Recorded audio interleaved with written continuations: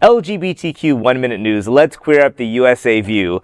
Grindr White House Correspondents Dinner party felt more straight than queer.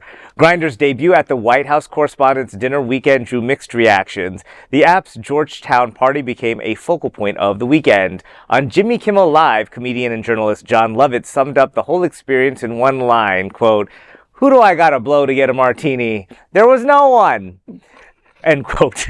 The event was crowded and soon ran out of alcohol. No. Republicans attended alongside Grindr CEO George Arison and Grindr head of global government affairs Joe Hack. High-profile media figures like Jon Lovett and Kaitlan Collins were also present. Attendees said straight guests outnumbered queer ones, describing the atmosphere as stuffy rather than celebratory. While turnout was strong, the atmosphere fell short of expectations for a flagship LGBTQ-themed event. I read about this before it happened. I have no idea what the purpose of this was to be. Was to bring the Republicans in, like, is it that you're wanting to be, like, to out people or for them to come out? Or I wish they were outing people. No, or it was smoke out Lady G. It really was just funny.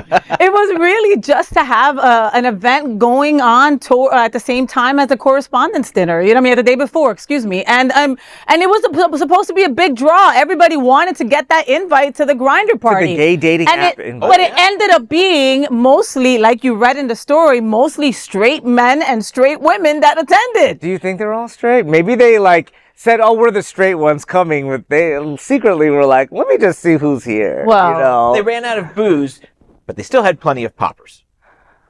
So they didn't invite enough gay people then if they still had. I'm just saying. And then they didn't invite a drag queen. I didn't see a drag queen or anything like that in any of those pictures. Yeah. And I would just like to point out that the Grindr White House Correspondents Dinner event, 0 gun violence, real or imagined.